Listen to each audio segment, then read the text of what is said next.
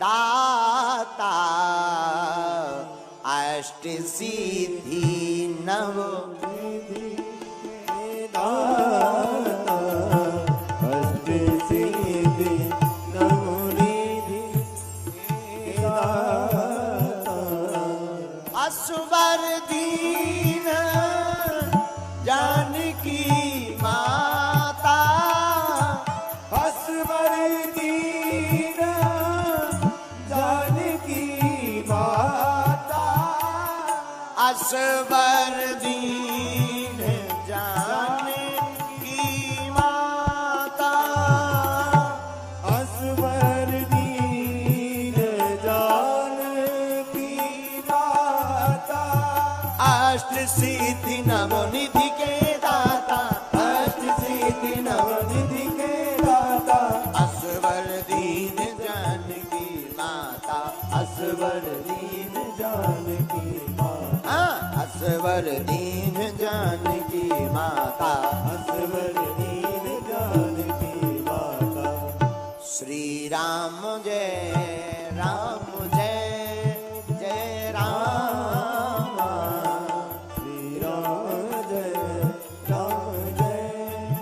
जय राम श्री राम जय हनुमान जी के पास 8 सिद्धियां हैं। अड़िमा, महिमा, गरिमा, लघिमा, प्राप्ति, प्राकाम्य, ईश्वत्व, वसत्व। हम लोगों ने कल 2 सिद्धियों पर चर्चा कर ली, अड़िमा पर और महिमा पर। आज हम लोग तीसरी और चौथी सिद्धि पर हनुमान जी की बात करेंगे। ये कौन सी हैं और क्या क्या काम करती हैं, हनुमान जी ने सदुपयोग क्या किया। देखो, एक और प्रार्थना, हनुमान जी के जीवन के चरित्र से एक एक चीज सीखने योग्य है। दुनिया के मैनेजमेंट गुरु अगर किसी को कहा जाए तो उनका नाम वीर बजरंगबली है। पूरे संसार के मैनेजमेंट गुरु श्री हनुमान जी।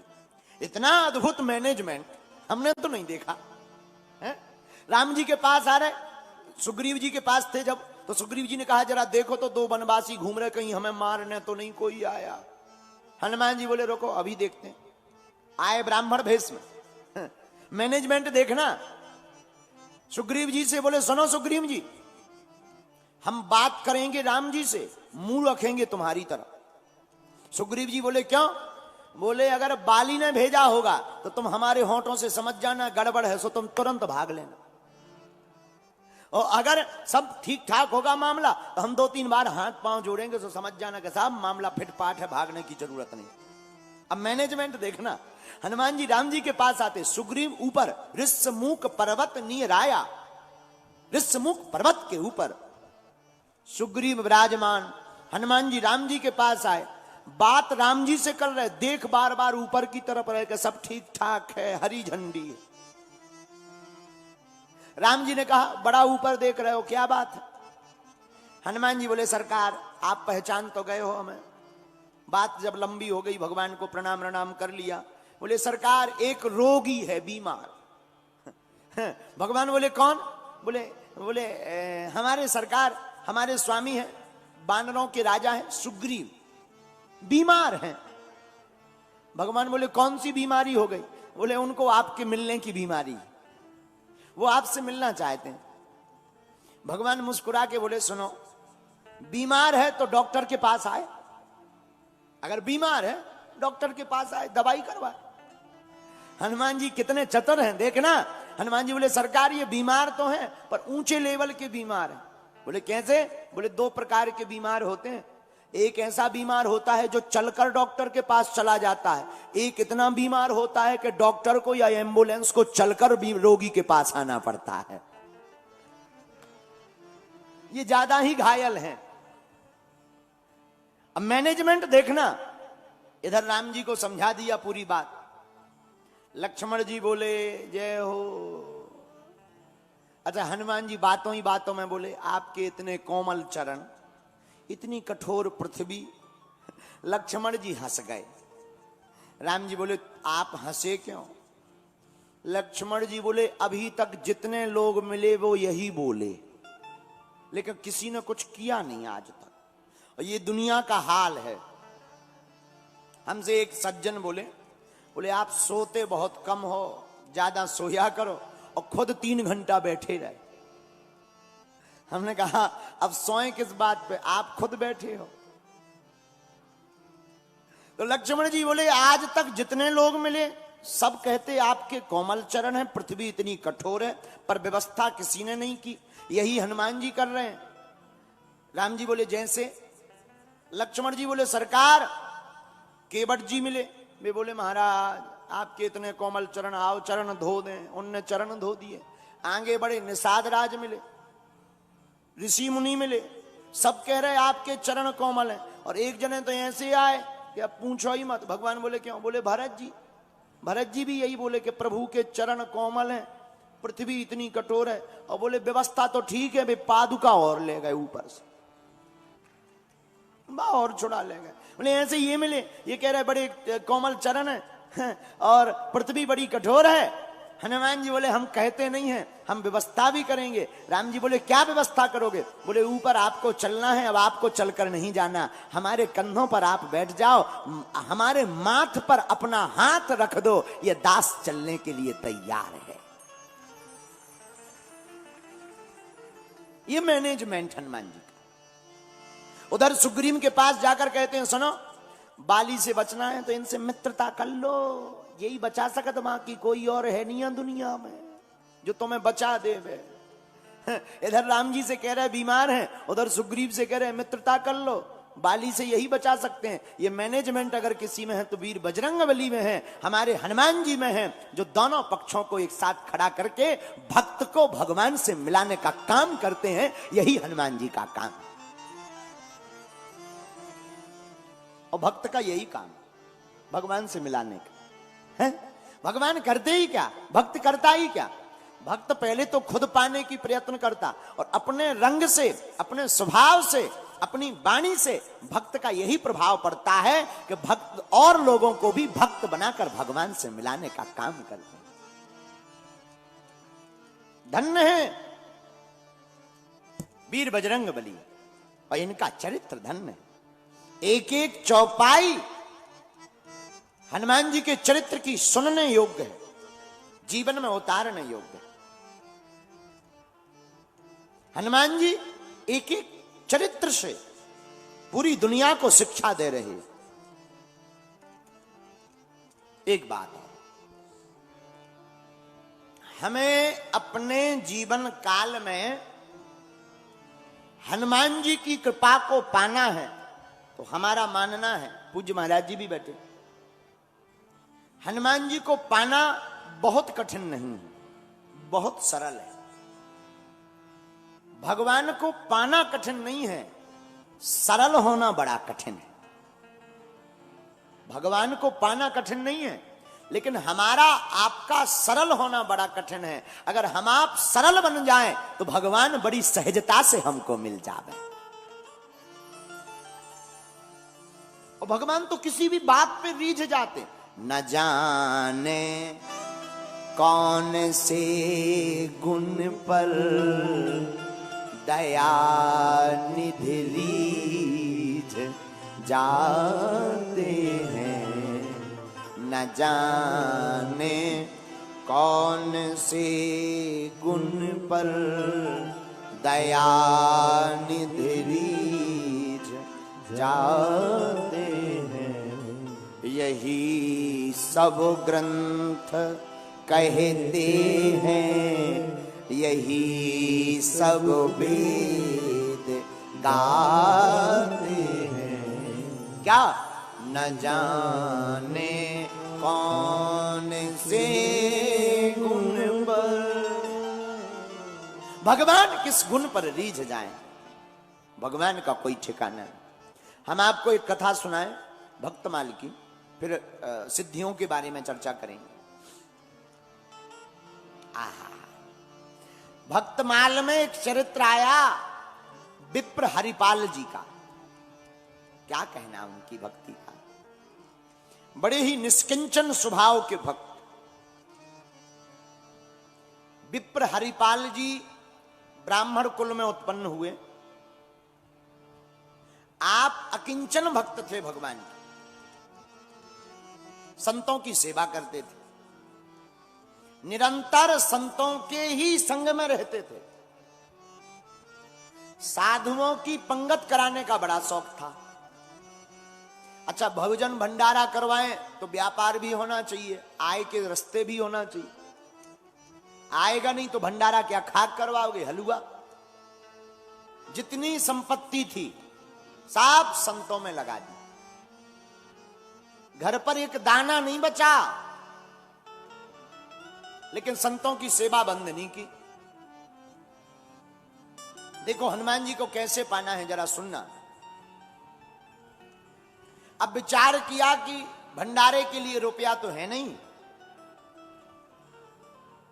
एक उपाय करें, उधार उठावें। अब उधारी लेने लगे। गांव में जितने बड़े बड़े नगर सेठ थे, अमीर लोग, उनसे उधारी ले आवे, भैया हम चुका देंगे, हमें रुपया दे दो। लावें रुपया और लेवें भंडारे का सामान और संतों की पंगत बैठावें और जय जय सीताराम सब उड़ा देवें। अच्छा, व्यक्ति उधार भी कब तक दे? मिलने का कोई रास्ता दिखे तो उधार दे। अब तो नगर सेठों ने उधार देना बंद कर दिया, तो सोचा उधारी तो मिल नहीं रही, भंडारा तो करवाना है संतों का, क्या करें? महाराज चोरी करना प्रारंभ कर दिया। लेकिन चोरी में एक नियम था। देखो, चोरी करने के बाद भी भगवान मिले, बड़ी आश्चर्य की बात। चोरी करते करते जीवन गुजारा, फिर भी भगवान मिले। इसका मतलब यह नहीं है कि तुम भी कल से ही चोरी कर दो शुरू। ना ना ना, कथा को सुनो। आहा, चोरी किनके घर पर करते? जो भगवान का भक्त नहीं है। जो भगवान का भक्त नहीं है, पापी है, दुराचारी है, पाप की कमाई रखे हुए हैं, ऐसे लोगों के घर पे चोरी करने जाते। तो चोरी से जो मिलता उसी से भंडारा करवाते। एक रात एक साहूकार के घर पर चोरी करने गए, रात को 2 बजे के लगभग। साहूकार के घर में इनका भारी तो शरीर था, 2.5-3 क्विंटल की मूर्ति थी ये। सामान इन्होंने राशन। अच्छा, चोरी में ये कभी रुपया नहीं चुराते थे ना, चोरी में चुराते थे तो भंडारे की सामग्री, आटा, दाल, चावल, गुड़, घी, यही चोरी करते। और जिनके घर चोरी हो जाती थी वो समझ जाते थे कि आज विप्र हरपाल जी हमारे घर आए थे, लेकिन कोई कुछ बोलता नहीं था। क्यों? क्योंकि ये भगवान के बड़े ही भगवत भक्त थे। एक बार एक साहूकार के घर पे गए, रात के समय कपड़ा बिछाया, चोरी करने लगे। सोई उस साहूकार की लड़की जग गई। पिताजी, पिताजी, अरे ओ पिताजी उठिए, लगता है हमारे घर में चोर आ गए, लगता है चोरों ने हमला कर दिया, संपत्ति लिए जा रहे, उठ जाओ। पिताजी ने दबकार करके कहा, अरे बेटी चुप हो जा, कोई चोर बोर नहीं है, लगता है आज हमारे घर परम वैष्णव विप्र हरिपाल जी हमारे धन को शुद्ध करने के लिए हमारे घर पर आए। आहा, ब्राह्मण हरिपाल के आंखों से आंसू आ गए। अरे ये तो भगवान का भक्त है, इसके घर चोरी नहीं करना है। सो अपना जो अंगोछा चोरी वाला था वो भी छोड़ दिया, सामान तो छोड़ ही दिया, अंगोछा भी छोड़ दिया, वापस आ गए। प्रातः काल उस नगर सेठ ने सामग्री घर पे भेज दी। इनकी शादी तो हुई नहीं थी, लेकिन उसी वक्त बगल के गांव की एक कन्या, बड़ी सुशीलवान, बड़ी सुंदर, उसने प्रण लिया कि हम उसी बालक के साथ विवाह करेंगे जो बालक प्रतिदिन 1000 साधुओं को भंडारा करवाएगा। विप्र हरिपाल जी ने मन में सोचा, ये ठीक है, पत्नी के भाग्य से ही सही कुछ दिन भंडारा और चलेगा, और पत्नी भी बढ़िया मिल रही है, भगवान की भक्तिनी मिल रही है, वो भी साधु सेवा के लिए कह रही है। सोई आपने विवाह कर लिया, अब तो 1 से हो गए 2, लेकिन भंडारा कब हो? जब घर पर कुछ हो। और साधुओं का काम क्या? साधु तो रोज बढ़ते हैं, आज 500 मूर्तियां कल 700 हो जाएंगी, 1000 मूर्तियां कल 1200 हो जाएंगी। अब पति पत्नी रोज उपाय करें, कभी पड़ोसन के घर जावे, कभी गांव में जावे, कभी सेठ के घर जावे, कैसे भी वैसे करके उधार लावे, मांग कर लावे, प्रार्थना करके लावे, तब जाकर के भंडारा होवे। अब सुनना, बड़ी आश्चर्य की घटना घटी।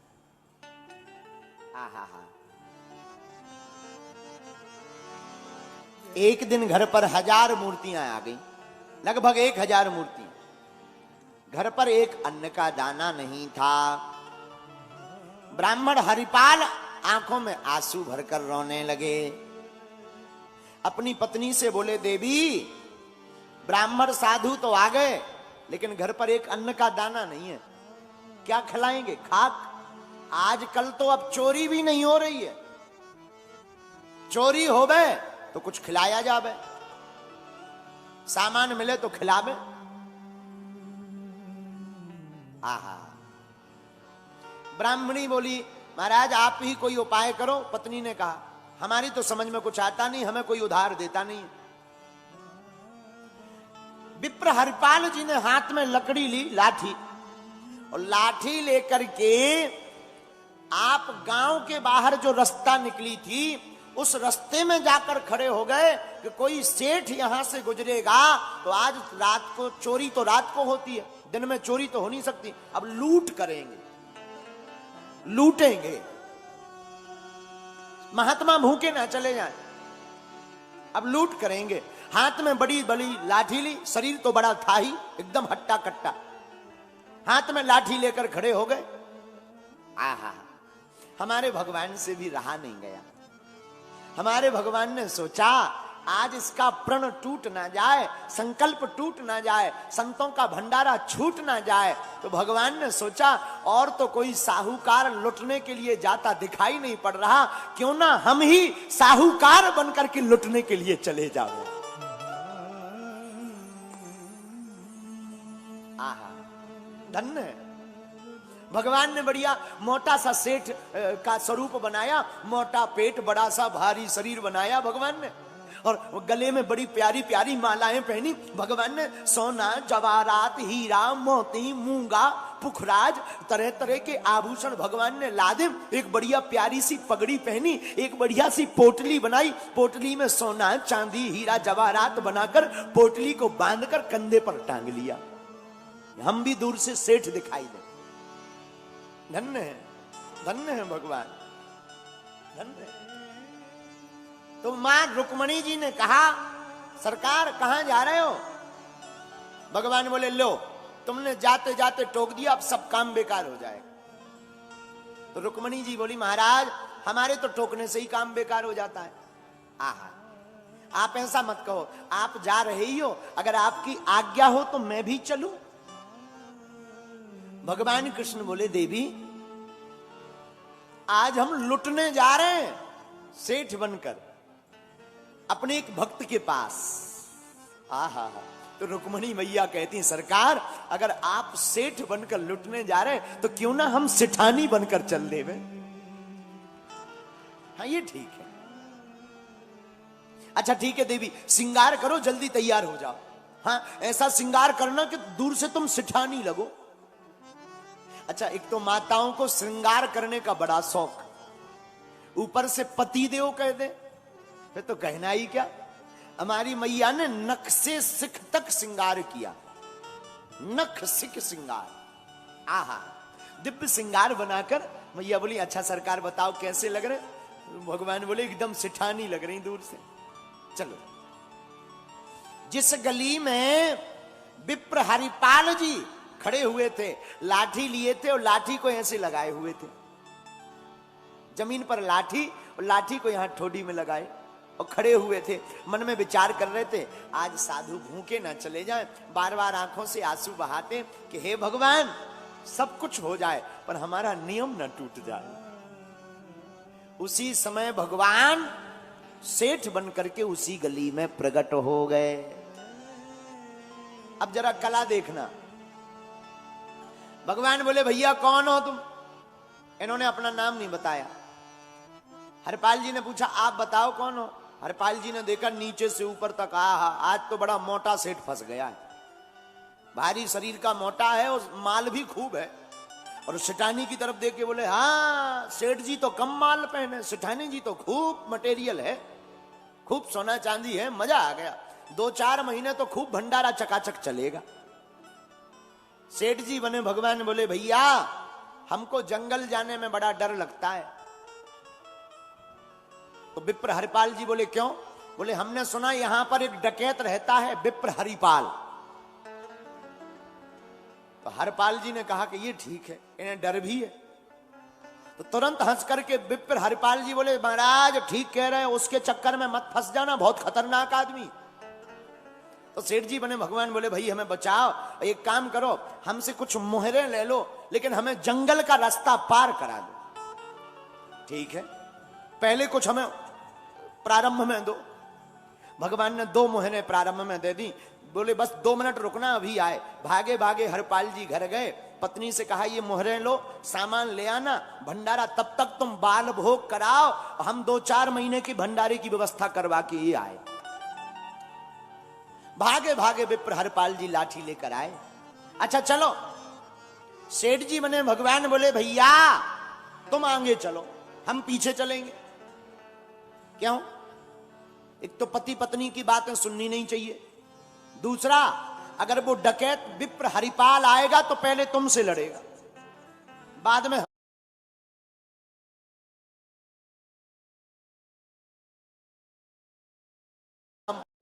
और जब तक तुमसे लड़ाई होगी तब तक हम भग जाएंगे।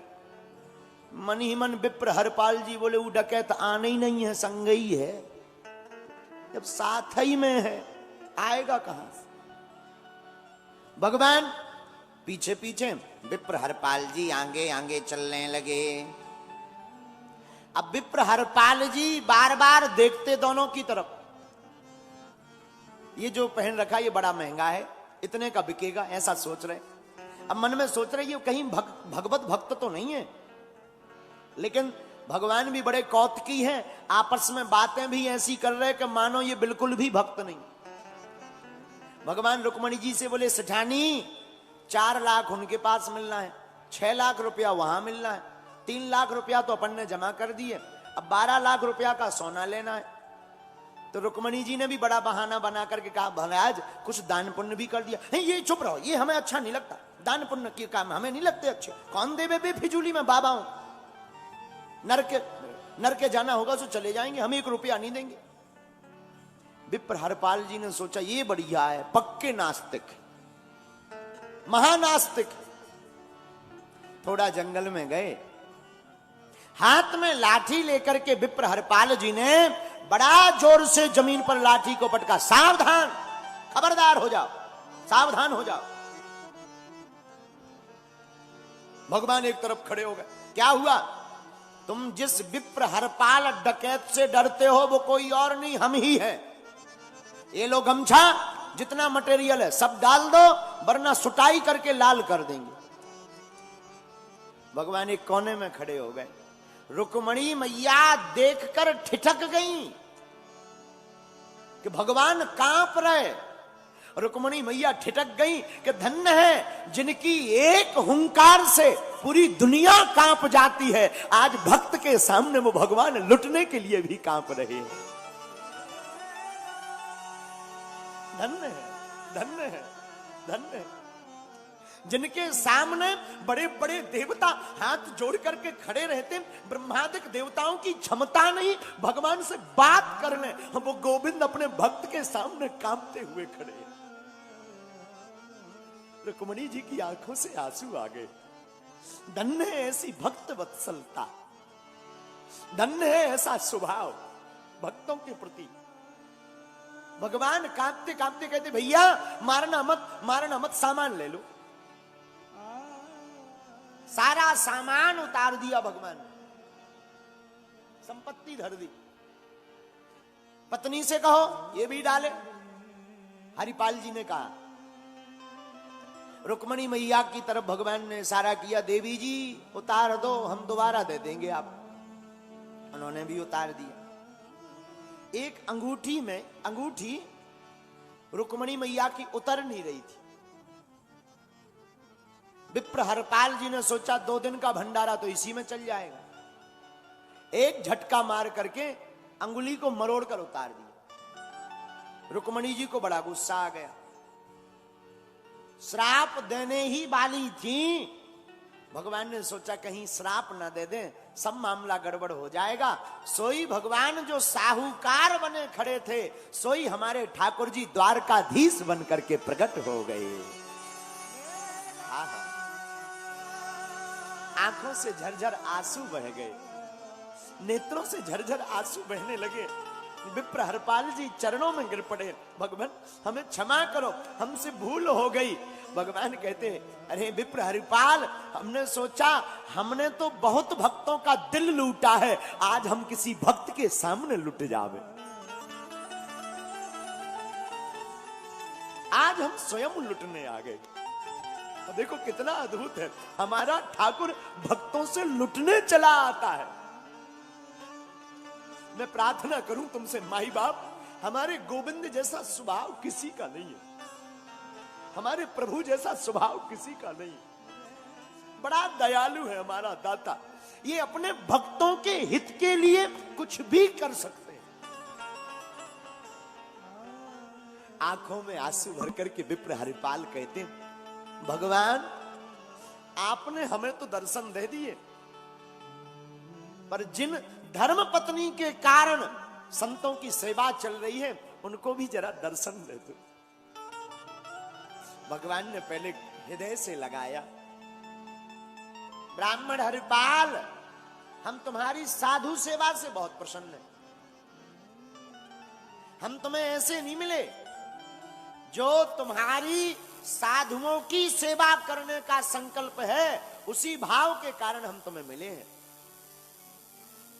हम तुम्हें कथा ये बताना चाह रहे, इस बात का आशय कि जो साधुओं की सेवा करता है उसे भगवान मिले या ना मिले, लेकिन हमने हनुमान चालीसा में पढ़ा है, साधु संत के तुम रखवारे, साधु संत के तुम रखवारे, असुर निकंदन राम दुलारे, असुर निकंदन राम दुलारे, साधु संत के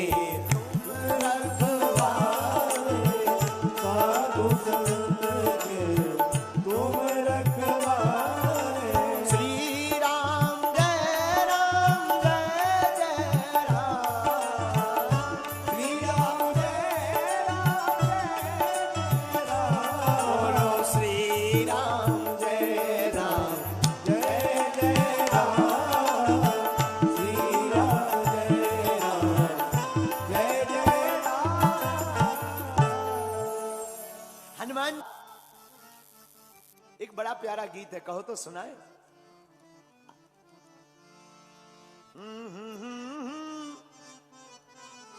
हनुमान जी कौन है? अरे जो खेल गए प्राणों पे श्री राम के लिए, जो खेल गए